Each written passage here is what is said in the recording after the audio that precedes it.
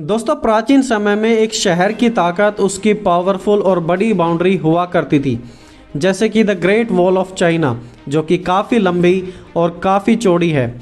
जब कोई आर्मी या दुश्मन आते थे तो वो इस महान दीवार के कारण अटैक नहीं कर पाते थे।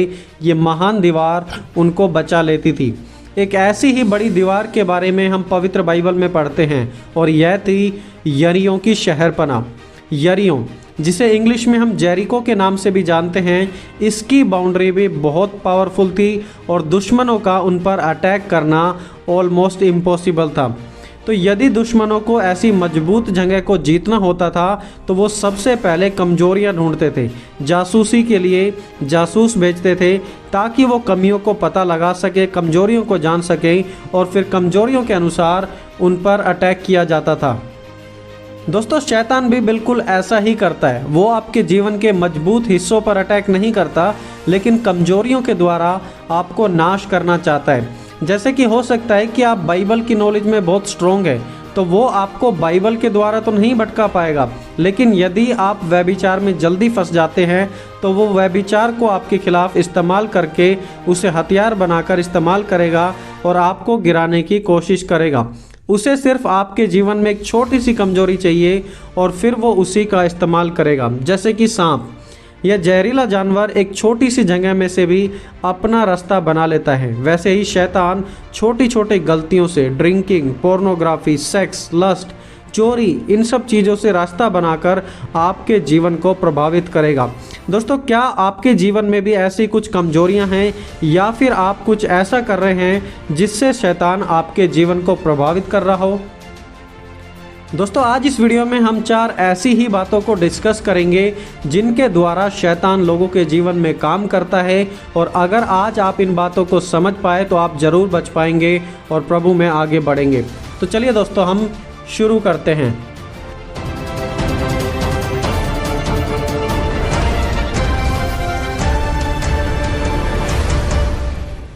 दोस्तों, पहली बात, चेरिश्ड सिंस, ऐसे पाप जिन्हें हम लगातार करते रहते हैं। बाइबल के अनुसार जो कुछ भी परमेश्वर की व्यवस्था के विरोध में किया जाता है वो पाप है। जैसे कि 1 यूहन्ना 3 अध्याय उसकी 4 आयत में लिखा है, जो कोई पाप करता है वह व्यवस्था का विरोध करता है, और पाप तो व्यवस्था का विरोध है। चेरिश सिंस वो पाप होते हैं जिन्हें हम अपने जीवन में कॉम्प्रोमाइज़ कर लेते हैं। हम बार बार वो पाप करते हैं लेकिन कभी उससे पश्चाताप नहीं करते, जबकि पवित्र बाइबल के अनुसार हमें लगातार पश्चाताप करना चाहिए। लिखा है, सुनो सुनो, यहोवा का हाथ ऐसा छोटा नहीं हो गया कि वह उद्धार ना कर सके, ना वह ऐसा बहरा हो गया है कि तुम्हारी सुन ना सके, परंतु तुम्हारे अधर्म के कामों ने तुमको तुम्हारे परमेश्वर से अलग कर दिया है, और तुम्हारे पापों के कारण उसका मुंह तुमसे ऐसा छिपा है कि वह तुम्हारी नहीं सुनता। परमेश्वर आपको माफ़ करना चाहते हैं, परमेश्वर आपकी बातें भी सुनना चाहते हैं, वो पाप से, शैतान से भी आपको बचाना चाहते हैं, लेकिन ये सब कुछ तब पॉसिबल होगा जब आप अपने सारे गुनाहों को मानकर उन्हें प्रभु यीशु के क्रूस पर त्याग देंगे। यदि आज आपके जीवन में भी ऐसे पाप हैं जिनकी आपने परमेश्वर से क्षमा नहीं मांगी और आप लगातार वो करते जा रहे हैं, तो वो आपके जीवन में शैतान को घुसने का एक मौका दे देंगे। तो दोस्तों, पहली बात याद रखें कि लगातार किए जाने वाले पाप जिनकी आपने परमेश्वर से क्षमा नहीं मांगी है, तो ऐसे पाप आपके जीवन में शैतान की एंट्री करा सकते हैं। इसलिए आगे से इस बात में बिल्कुल सावधान रहें। दोस्तों, दूसरी बात, पुटिंग गॉड सेकंड, परमेश्वर को जीवन में पहला स्थान ना देकर दूसरा स्थान देना। कुछ लोग कहते हैं हम तो सिर्फ यीशु पर ही विश्वास करते हैं, दूसरे धर्मों को भी नहीं मानते, तो फिर हम कैसे परमेश्वर को दूसरा स्थान दे सकते हैं? हम तो पहला ही देते होंगे, राइट? शायद आप सुबह उठते ही सबसे पहले बाइबल पढ़ते होंगे या फिर प्रार्थना करते होंगे, और फिर अपना समय फ़ोन पर, यूट्यूब पर ट्रेंडिंग वीडियोस देखने में, गेम्स खेलने में बिताते होंगे। अगर आप 10 मिनट सुबह उठकर बाइबल पढ़ रहे हैं और 2 घंटे फिर बाद में मूवीज़ देख रहे हैं, तो उसका मतलब क्या हुआ? सिंपल सी बात है, उसका मतलब हुआ कि आप ज़्यादा अहमियत मूवी को दे रहे हैं, क्योंकि जहां आप अपना ज़्यादा समय बिता रहे हैं वही आपके लिए ज़रूरी चीज़ मानी जाएगी। प्रभु यीशु ने कहा, पहले तुम परमेश्वर के राज्य और उसकी धार्मिकता की खोज करो तो ये सब वस्तुएं तुम्हें मिल जाएंगी। देखिए, प्रभु यीशु का दिया हुआ प्रिंसिपल है कि पहले परमेश्वर का राज्य और परमेश्वर की धार्मिकता, the kingdom of God and his righteousness, और उसके बाद आती हैं दूसरी सब चीजें। लेकिन आज हमने सिस्टम को बिल्कुल उल्टा कर दिया है। हमारा सिस्टम है पहले दूसरी चीजें और लास्ट में परमेश्वर का राज्य और परमेश्वर की धार्मिकता। और जब हमारे जीवन में ऐसा होता है तभी तो हम ठोकर खा लेते हैं। शैतान उन्हीं इच्छाओं को इस्तेमाल करता है जो हमारे जीवन में परमेश्वर से बढ़कर होने लगती हैं, चाहे वो फिर हमारा फ़ोन, गर्लफ्रेंड, टीवी, मूवीज़, खेलना, ये सब चीज़ें ही क्यों ना हों। शैतान आपको इन सब चीज़ों में इतना बिजी कर देगा कि आपके पास परमेश्वर के बारे में सोचने का समय भी नहीं बचेगा। वो दूसरी चीज़ों को परमेश्वर से ज़्यादा इम्पोर्टेंट आपके जीवन में दिखाएगा और आप उसके पीछे चलने लगेंगे, और ऐसे में आपका परमेश्वर से रिलेशन कमज़ोर होगा, और जहाँ आपका रिलेशन कमज़ोर हुआ वहीं पर शैतान आपको जकड़ लेगा। तो याद रखें कि पहला स्थान जीवन में परमेश्वर को दें, पहला स्थान दें, दूसरा ना दें, और परमेश्वर को आपके जीवन में पहला ही स्थान चाहिए। दोस्तों, तीसरी बात, सिंफुल स्पीच, गलत या फिर गंदा बोलना। यदि कोई एक ऐसा पाप है जिसके बारे में लोग ज़्यादा नहीं सोचते और बार बार उसे करते हैं तो वो है गलत बोलना, गंदा बोलना, गाली देना, मुंह से कुछ अश्लील निकालना। गंदी बातें, गाली देना आजकल हमारी सोसाइटी में बहुत कॉमन है, बिल्कुल नॉर्मल हो चुका है। टीवी सीरियल्स, वेब सीरीज में बहुत ही ज़्यादा गंदे शब्दों का इस्तेमाल किया जाता है। इवन बहुत से क्रिश्चियंस गालियां देते हैं और गंदा भी बोलते हैं। देखिए, पवित्र बाइबल इसके प्रति कितनी गंभीर है। लिखा है, यदि कोई अपने आप को भक्त समझे और अपनी जीभ पर लगाम ना दे पर अपने हृदय को धोखा दे तो उसकी भक्ति व्यर्थ है। प्रेरित याकूब की पत्री 1 अध्याय उसकी 26 आयत में। आगे भजन संहिता 34 उसकी 13 आयत में इस प्रकार लिखा है, अपनी जीभ को बुराई से रोक और अपने मुंह की चौकसी कर कि उससे छल की बात ना निकले। जीभ को बुराई से रोक और मुंह की चौकसी कर। और प्रेरित याकूब ने कहा, जो अपनी जीभ को लगाम नहीं लगा सकता तो उसकी भक्ति व्यर्थ है। देखिए, आप प्रार्थना कर रहे हो, शायद आप बाइबल भी पढ़ते हैं, लेकिन अगर आप गाली देते हैं, गंदे शब्दों का इस्तेमाल करते हैं तो पवित्र बाइबल के अनुसार आपकी सारी की सारी भक्ति यूजलेस है। आपकी भक्ति बिल्कुल व्यर्थ ठहरेगी और परमेश्वर की नज़रों में इसकी कोई भी वैल्यू नहीं होगी। ऐसा मेरा कहना नहीं है, लेकिन पवित्र बाइबल कहती है।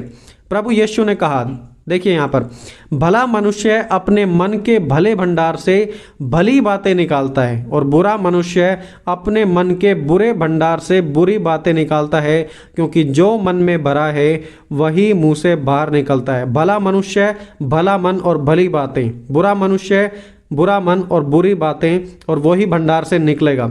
गंदा बोलना आपके और मेरे अंदर कितनी गंदगी छुपी है उसको दर्शाता है। जो अंदर है आखिरकार वही तो बाहर आएगा। कुछ लोग चुगली करके एक दूसरे के खिलाफ भला बुरा बोलते हैं, लोगों की लड़ाई करा देते हैं। पति पत्नी आपस में लड़ते हैं और एक दूसरे से गंदे शब्दों का इस्तेमाल करके बात करते हैं। लड़ाई करते समय ऐसे ऐसे शब्द बोल देते हैं जो हमारे रिश्तों को काफ़ी सालों तक ख़त्म कर देते हैं। शब्दों में सामर्थ होती है, अच्छे शब्दों में अच्छी सामर्थ है और गंदे शब्दों में गंदी सामर्थ है।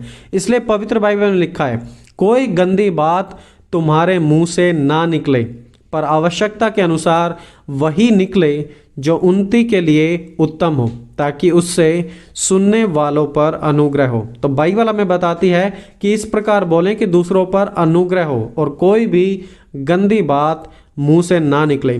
तो जो आप गंदा बोलते हैं, गालियां देते हैं, तो शैतान उसी बात की एडवांटेज लेगा, उसी बात का फ़ायदा उठाएगा और आपसे अनाप शनाप बुलवाकर आपकी गवाही, रिश्तों, जिंदगी, सेवकाई सब कुछ नाश करा देगा और आखिरकार आपको डिस्करेज करके अपने जाल में फंसा लेगा।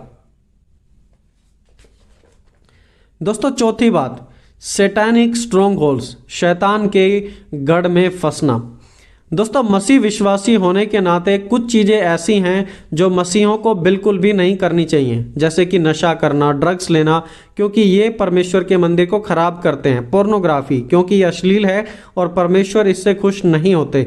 भविष्य जानना, जादू मंत्र करना, ग्रहों को देखना, वास्तु, ब्लैक मैजिक, ये सभी चीज़ें बहुत खतरनाक हैं और परमेश्वर के लोगों को इनसे हमेशा बचना चाहिए।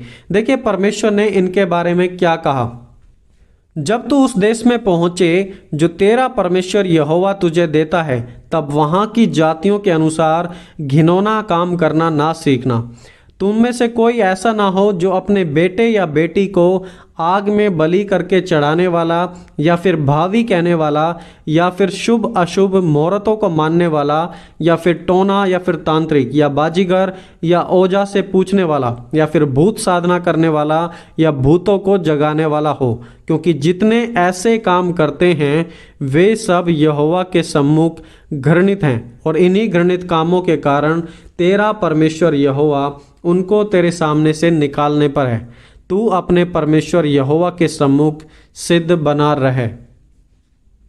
तो परमेश्वर नहीं चाहता कि हम ब्लैक मैजिक में इन्वॉल्व हों, हम बलि दें, या फिर हम मूर्तों को माने, या फिर हम ग्रहों को देखें।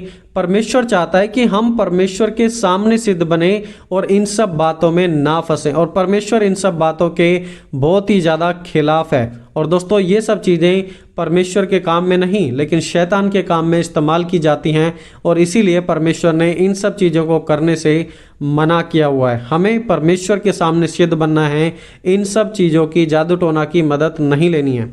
आज ब्लैक मैजिक मूवीज़ में, बुक्स में आसानी से एक्सप्लेन किया जाता है, और रेलवे स्टेशन पर आपको ऐसे लोग मिल जाते हैं जो मात्र 50 रुपये में आपकी हेल्प करने का भी दावा करेंगे। लेकिन आप समझदार बने, किसी भी शैतानी प्रक्रिया में कभी भी जाने में अनजाने में भाग ना लें।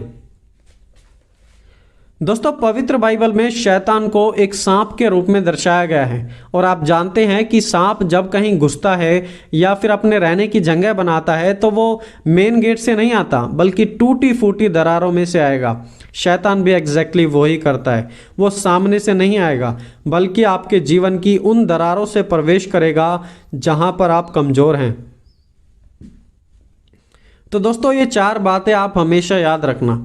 ऐसा पाप जिसे हम लगातार करते रहते हैं, ऐसे पाप करने से शैतान हमारे जीवन में घुस सकता है। जब हम परमेश्वर को दूसरा स्थान देते हैं, पहला स्थान नहीं देते, तो हम इजीली शैतान के चंगुल में फंस सकते हैं। गलत या फिर गंदा बोलना, गालियां देना, ये भी एक बहुत बड़ा कारण है। और शैतानी एक्टिविटीज़ में शामिल होना, जैसे कि ब्लैक मैजिक, जादू टोना करना, इन सब चीज़ों से शैतान हमारे जीवन को प्रभावित करता है। तो दोस्तों ये 4 बातें हैं जिन्हें शैतान बहुत ही ज़्यादा इस्तेमाल करता है, एंड आई होप कि अब आप इसे जान चुके हैं और आप इनसे बचकर रहेंगे ही। तो दोस्तों इस प्रकार की और वीडियोस देखने के लिए आप हमारे चैनल को जरूर सब्सक्राइब करें। प्रभु हम सभी के साथ रहे और हम सभी की मदद करें। मिलेंगे जल्दी एक और नई वीडियो के साथ, तब तक गॉड ब्लेस अस ऑल।